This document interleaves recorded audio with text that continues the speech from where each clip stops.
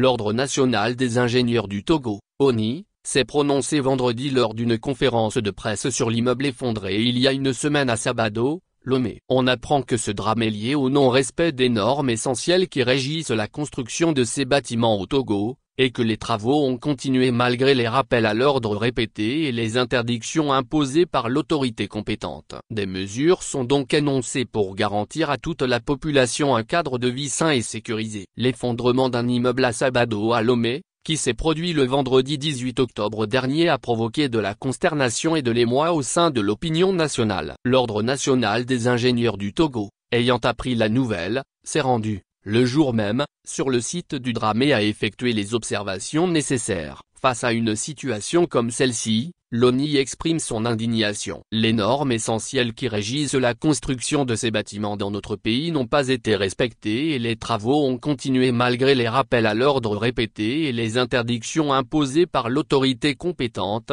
a fait savoir Damipi Nupoku, président de l'ONI. Depuis sa création en 2018, l'ONI n'a cessé d'accompagner l'État, les entités territoriales et la population dans la réalisation des travaux nécessitant des ingénieurs conformément à loi N-2020-004 du 20 mars 2020, qui régule l'exercice de la profession d'ingénieur au Togo. Ainsi, l'ONI siège dans les services techniques afférents aux travaux d'urbanisation dans notre pays. Un appel à l'audit technique des bâtiments existants. L'ONI a aussi réalisé diverses missions de contrôle de construction faites sur l'ensemble du territoire. À la suite de ces visites, l'ONI a procédé à des interpellations et appuyé les promoteurs dans les corrections nécessaires sur les bâtisses lorsque des manquements ont été observés. Ces appuis bénévoles de contrôle opérés par l'ONI se poursuivent. Toutefois, pour garantir à toute la population un cadre de vie sain et sécurisé, l'ONI invite la population ainsi que les entités territoriales à procéder à l'audit technique des bâtiments existants afin d'éviter des accidents terribles comme celui survenu le 18 octobre dernier. Ces audits,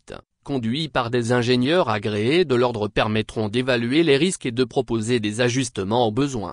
L'ONI a rappelé le caractère sine qua non du permis de construire et du certificat de conformité pour tous travaux de construction. Le permis de construire est acte administratif pris par l'autorité municipale conformément au décret 67-228 du 24 octobre 1967 pour permettre à un promoteur d'immeuble ou à un particulier de réaliser son projet. Il est délivré par la mairie ou la préfecture, en fonction de la zone où l'immeuble sera implanté. Les architectes agréés sont les seuls à faire la demande de cet acte dont le coût est facturé à 100 FCFA par mètre carré, a rappelé M. Nupoku.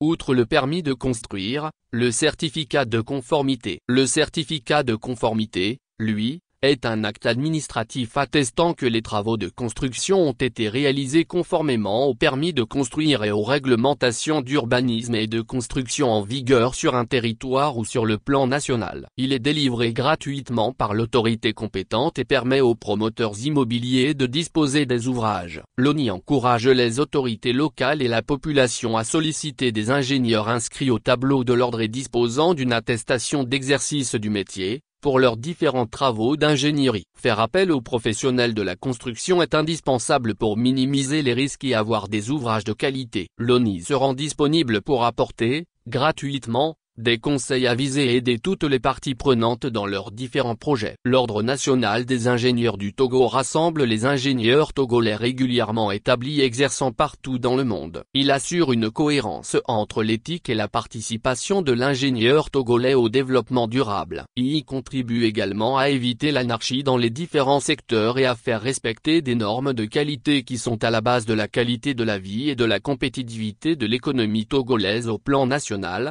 régional et international.